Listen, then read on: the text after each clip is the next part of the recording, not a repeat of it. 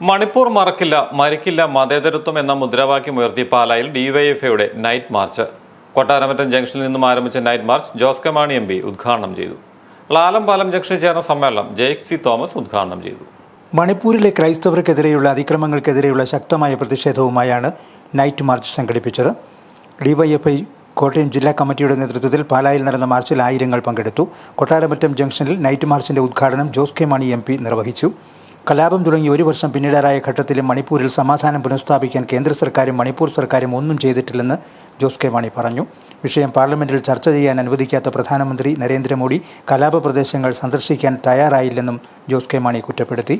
ആ കലാപത്തിന് ശേഷം നമുക്കറിയാം, ഇപ്പോൾ ഏതാണ്ട് 11 മാസം കഴിഞ്ഞു. ഒരു മാസം കൂടെ കഴിയുമ്പോൾ ഒരു വർഷമാണ്. ഇപ്പോഴും അവിടെ സമാധാനം പുനഃസ്ഥാപിക്കുവാനോ അവിടെ ജനാധിപത്യപരമായ ഭരണ സംവിധാനം കൊണ്ടുവരാനോ സാധിച്ചിട്ടില്ല. അതിനെതിരെ ആണ് ഈ കലാപത്തിന് നേതൃത്വം കൊടുത്ത കേന്ദ്ര സർക്കാർ, പ്രത്യേകിച്ച് BJP നടത്തുന്ന ജനാധിപത്യ വിരുദ്ധ സംവിധാനത്തിനെതിരെയാണ് ഡിവൈഎഫ്ഐ ഈ നൈറ്റ് മാർച്ച് നടത്തുന്നത്.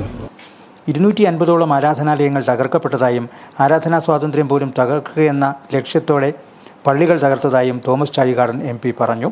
ആസൂത്രിതമായ അക്രമത്തെക്കുറിച്ച് ചർച്ച നടത്താൻ തയ്യാറാവാതെ ജനാധിപത്യത്തെയും ഫെഡറലിസത്തെയും തകർക്കുന്ന നിലപാടാണ് BJP സ്വീകരിക്കുന്നത്.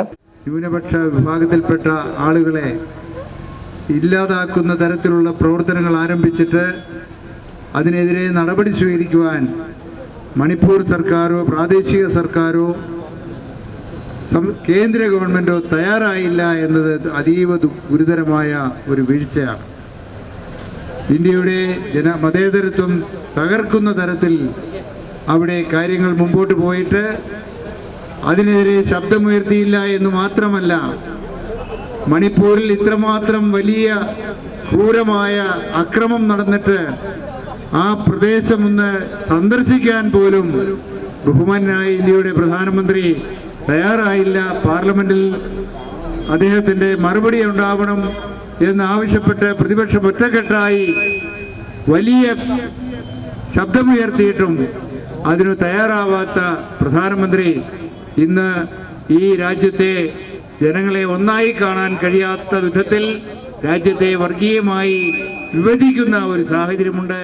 നൈറ്റ് മാർച്ച് ലാലം പാലം ജംഗ്ഷനിൽ സമാപിച്ചു.